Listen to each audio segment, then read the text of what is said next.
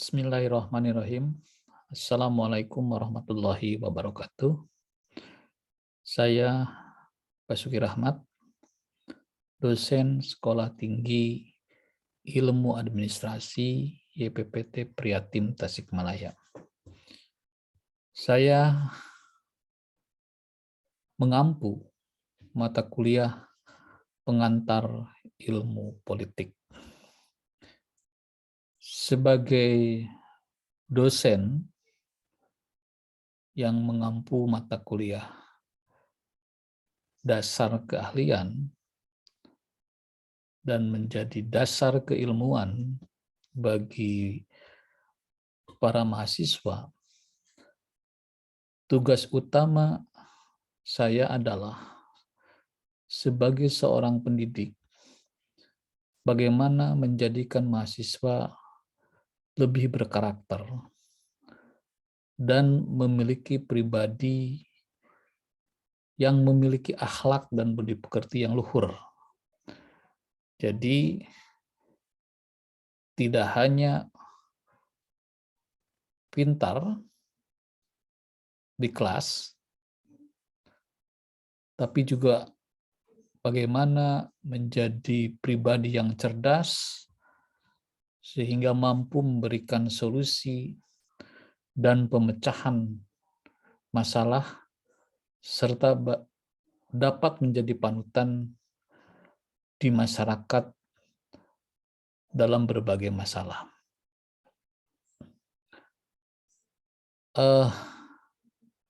Akhir-akhir ini, ketika saya diamanahi untuk menjadi dosen di Sekolah Tinggi Ilmu Administrasi YPPT Prihatim Tasikmalaya,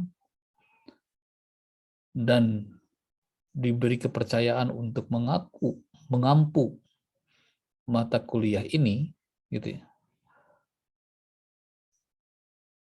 Tentu saya menyadari betapa pentingnya pemahaman terhadap materi yang saya ajarkan ini untuk kepentingan masyarakat yang lebih luas. Terutama manakala kehidupan politik di negara ini menunjukkan keterbukaan setelah reformasi tahun 98. Hal ini berdampak pada pengajaran mata kuliah pengantar ilmu politik yang harus lebih terbuka, gitu ya, dengan teori-teori yang lebih modern, gitu.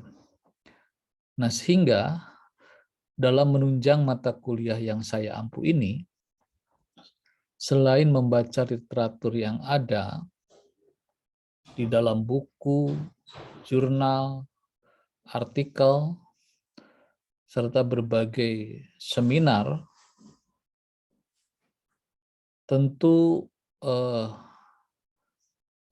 di dalam hal ini saya harus banyak melakukan observasi terhadap bahan ajar dan materi kuliah, gitu ya, terkait dengan data-data, gitu ya, yang perlu diupdate setiap saat. Dengan demikian, saya tidak hanya memberikan materi dari pengembangan mata kuliah, tetapi juga menunjukkan beberapa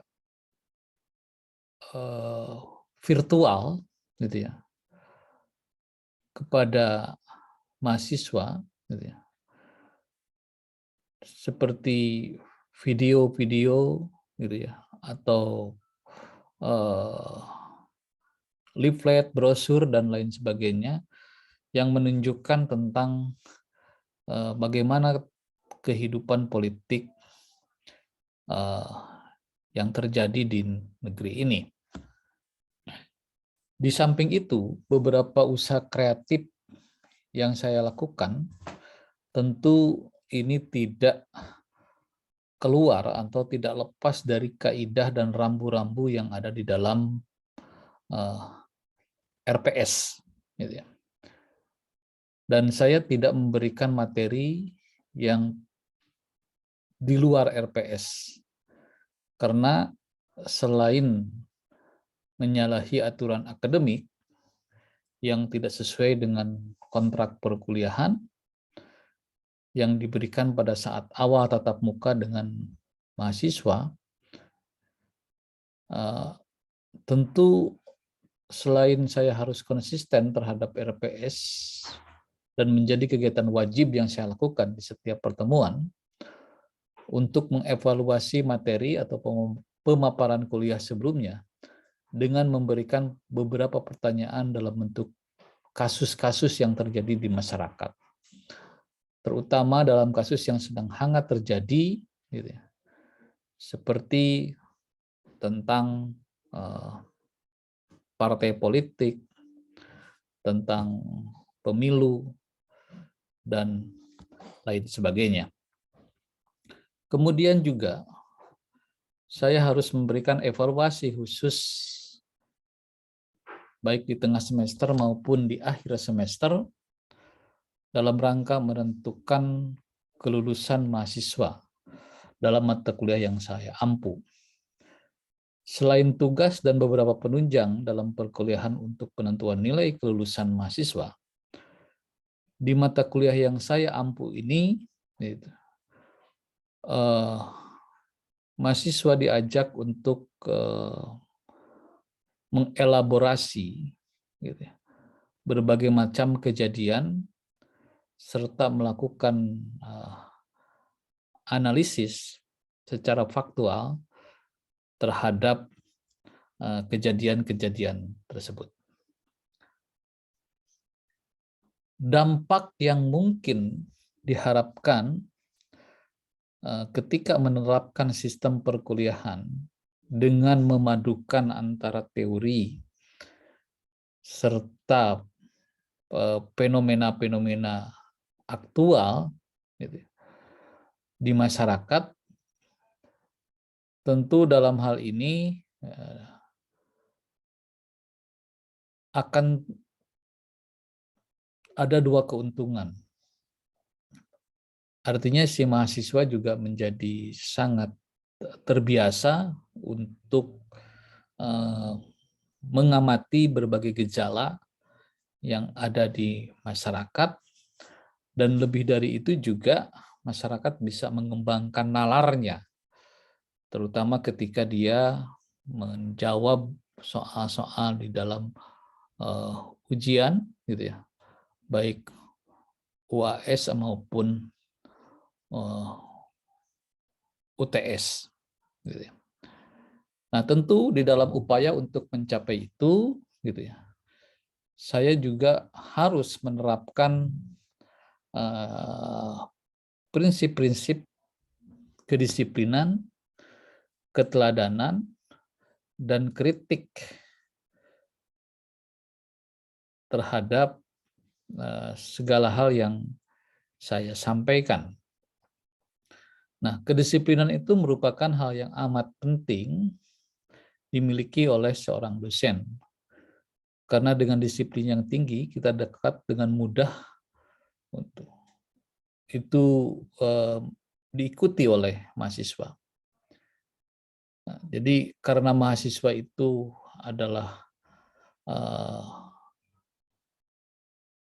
anak-anak yang sudah berangkat tumbuh dewasa, gitu ya, tentu kita tidak bisa memperlakukannya seperti anak-anak sekolah dasar ataupun sekolah menengah. Gitu ya. Nah, tentu di dalam hal ini, ya, setiap awal perkuliahan, saya harus secara konsisten memberikan kontrak perkuliahan seperti deskripsi umum tentang mata kuliah yang diampu, kemudian juga tentang jenis-jenis penilaian, gitu ya, yang nanti diberikan, gitu ya. Artinya setiap saat mahasiswa diingatkan dengan hal itu, sekaligus juga saya mendisiplinkan diri terhadap materi yang sudah disusun untuk disampaikan kepada mahasiswa. Dalam aspek keteladanan, seorang pendidik tentu gitu ya harus mampu mengimplementasikan nilai-nilai yang diinformasikan gitu ya. Nah, seperti misalnya keterbukaan, terus kritik, artinya tidak anti kritik gitu ya. Kemudian menghargai pendapat gitu. Nah, itulah hal-hal yang menurut saya ini penting untuk dibiasakan bagi seorang dosen di perguruan tinggi. Apalagi ini untuk rumpun ilmu sosial. Nah, dengan demikian maka penting bagi saya di sini adalah untuk menyampaikan atau men-share gitu ya.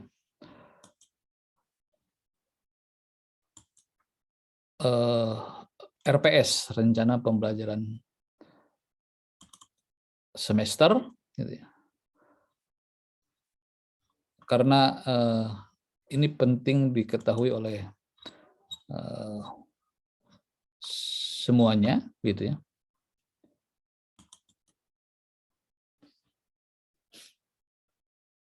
Nah, inilah rencana pembelajaran semester yang saya susun dan saya sampaikan kepada mahasiswa bukan saja di awal perkuliahan, tetapi juga pada saat-saat sebelum saya memulai perkuliahan, sekedar untuk mengingat dan mendisiplinkan diri.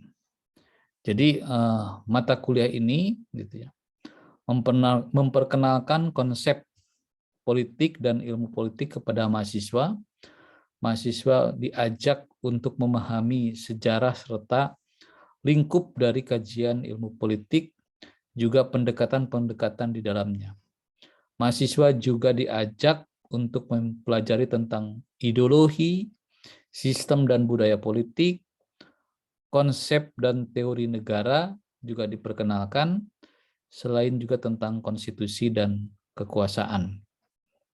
Pada paruh kedua semester, mahasiswa akan diajak memahami tentang partai politik, pemilu, parlemen, kelompok kepentingan, dan kelompok penekan, konsep demokrasi, dan bagaimana civil society berperan di dalamnya. Diperkenalkan pula.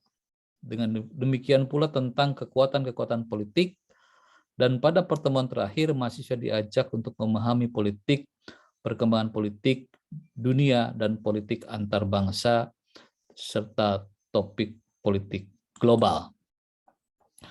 Nah, tentu saja pustaka-pustaka yang disajikan memang tidak terbatas pada apa yang disajikan di sini. Pada dasarnya, prinsip saya adalah semua literatur yang terkait dengan kajian ilmu politik itu bisa digunakan gitu. Hanya sebagai guidance, saya menyusun beberapa buku, memang ada beberapa buku terjemahan dari luar gitu ya. Sekedar untuk mengingatkan juga bahwa teori-teori politik itu memang banyak lahir dari luar. Media pembelajaran itu juga seperti biasanya menggunakan perangkat yang ada, laptop, HP, whiteboard gitu ya. Memang terlalu sederhana, tapi saya kira ini masih bisa dimanfaatkan untuk kepentingan secara maksimal menyajikan materi. Kemudian metode pembelajaran juga digunakan dengan cara ceramah, tanya jawab, diskusi kelompok, serta presentasi. Pada minggu pertama, mahasiswa diperkenalkan dengan mapping perkuliahan dan alur kuliah serta bahan bacaan, gitu ya. Penting ini saya tekankan di awal-awal pertemuan karena terkait dengan bagaimana mahasiswa mampu mempersiapkan diri untuk perkuliahan. Pada minggu berikutnya, mahasiswa mampu menjelaskan tentang konsep politik dan ilmu politik, gitu ya. Dari mulai definisi serta hakikat ilmu politik. Kemudian pada minggu ketiga, gitu ya, mahasiswa mampu menjelaskan tentang sejarah perkembangan ilmu politik, serta mampu menjelaskan tentang ruang lingkup ilmu politik. Pada minggu keempat dan kelima, ini materinya memang cukup banyak. Materi ini diharapkan mahasiswa mampu menjelaskan tentang pendekatan-pendekatan yang berkembang di dalam ilmu politik. Dan pada minggu ke-6, mahasiswa mampu menjelaskan definisi tentang ideologi, serta mampu menjelaskan tentang fungsi dan peran ideologi, serta mampu menjelaskan tentang jenis-jenis ideologi. Pada minggu ke-7, mahasiswa mampu menjelaskan tentang konsep sistem dalam politik, mampu menjelaskan tentang fungsi sistem politik, serta mahasiswa mampu menjelaskan tentang lingkungan di dalam sistem politik. Pada minggu ke-8 dilakukan ujian tengah semester. Pada minggu ke-9, mahasiswa mampu menjelaskan definisi dan teori negara. Kemudian juga mahasiswa diharapkan mampu menjelaskan tentang bentuk-bentuk negara.